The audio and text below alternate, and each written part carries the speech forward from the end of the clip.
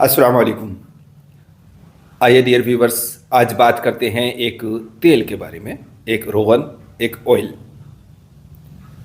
वैसे तो हमारे चैनल पर तकरीबन हर तरह के तेल के बारे में वीडियोस हैं, चाहे वो पिस्ता हो या बादाम हो या अखरोट है, तरबूज है, ककड़ी है, वगैरह वगैरह। आपके जो भी आप देखना चाहें तो हमारे चैनल पर देख सकते हैं। लेकिन हम आज बात कर रहे हैं रोगन कुंजद या तिल का तेल, सेसमे ऑयल।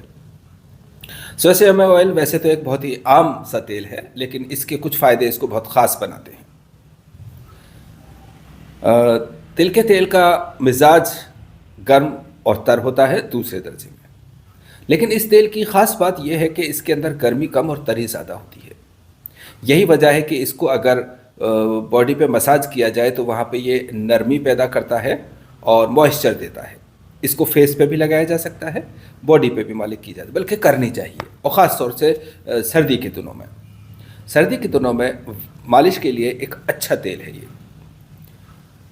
इस तेल की ख़ास बात ये भी है कि ये बॉडी में पेनिट्रेट बहुत अच्छी तरह से करता है और गर्मी पैदा नहीं करता, गर्मी कम तरी ज़्यादा पैदा करता है, मॉइस्चर पैदा करता है जिसकी कि जिस्म को ज़रूरत होती है।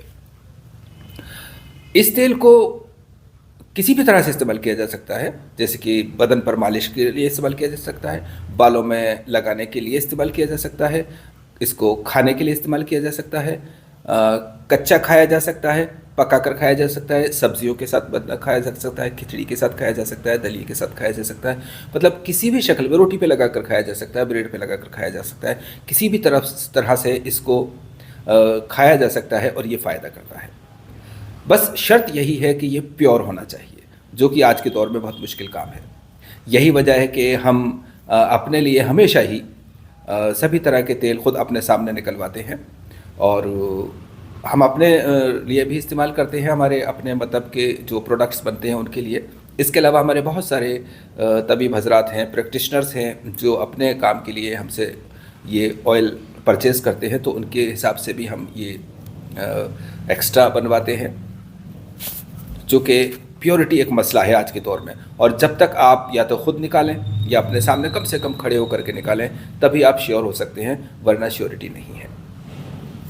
तो हमारा चाहे कोकोनट ऑयल हो या तिल का तेल हो या कोई दूसरे तेल हो, बाकी तेल तो हम अपने ही वर्कशॉप पे निकालते हैं, लेकिन कुछ जो बड़ी क्वांटिटी में लिए जाते हैं वो हम बाहर अपने सामने निकलवाते हैं। बहरहाल हम बात कर रहे थे रोगन तिल के बारे में।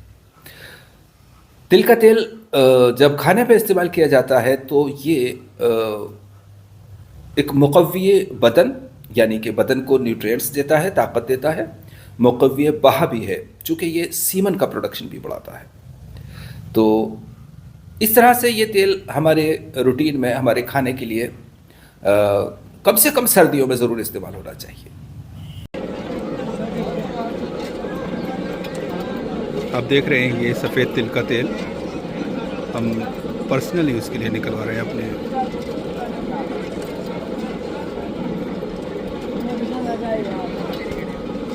हमारे मुरक्कबात में जो इस्तेमाल होता है वो बिल्कुल प्योर।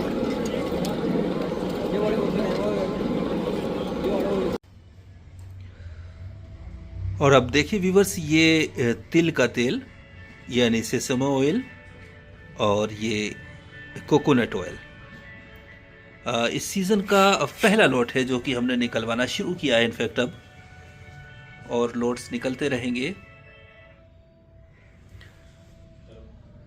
तो ये तिल का तेल प्योर खालिस, कोकोनट ऑयल भी खालिस।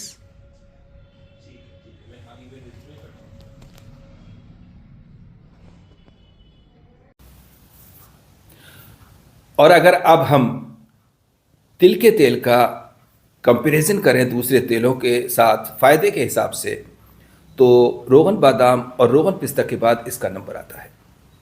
चूँकि ये तेल हर तरह से इस्तेमाल किया जा सकता है, खाने के लिए, लगाने के लिए, चाहे बाल हो, चेहरा हो या बॉडी हो। आपने देखा होगा कि पहले के ज़माने में बच्चों के मालिश ख़ास तौर से इस तेल से की जाती थी, बहुत अच्छी तरह से मालिश की जाती थी, ताकि उनके मसल्स फ्लेक्सिबल रहें, उनके मसल्स में स्टिफनेस नहीं आए। और ये ऑयल चूँकि बहुत अच्छी तरह से बॉडी में पेनिट्रेट करता है और ये मुलय्यन भी है, मुक़व्वी भी है, तो ताकत भी देता है। और जब ये सब कुछ होता है तो ग्रोथ अच्छी होती है। पहले के पहलवान भी इसी तेल की मालिश किया करते थे और आम लोग भी किया करते थे। मेरी रिक्वेस्ट रहेगी, मेरी रिकमेंडेशन रहेगी आज की आवाम के लिए, आज के लोगों के लिए भी, कि सर्दी के दिनों में इस तेल का खाने में भी इस्तेमाल करें और लगाने में भी इस्तेमाल करें। ये बहुत ही फ़ायदेमंद तेल है। यहाँ तक कि कई जगह पर तो ये जो जैतून का तेल है उसका रिप्लेसमेंट बन जाता है, उसकी जगह इस्तेमाल किया जाता है। हाँ, अगर इसको बहुत दिनों तक या ज़्यादा मकदार में खाया जाए तो ये थोड़ा सफ़रा पैदा करता है, इसलिए उस चीज़ का बस ध्यान रखा जाए। बाकी इसके और दूसरे कोई साइड इफ़ेक्ट्स नहीं है। चूँकि जब खाएंगे सफ़रा पैदा होगा तो मैदा को नुकसान होगा, इतना ही है। तो अगर हम एक लिमिटेड मिक़दार में खाते हैं, सर्दी के दिनों में खाते हैं, तो इसके बहुत सारे फ़ायदे होते हैं और मालिश तो ख़ास तौर से करनी चाहिए। लेकिन शर्त प्योरिटी है, और इस प्योरिटी के लिए आप ये तेल हाउस ऑफ हर्ब्स जयपुर से हासिल कर सकते हैं।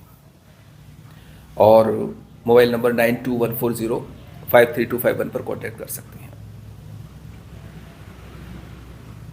फिलहाल इतना ही। अल्लाह हाफ़िज़।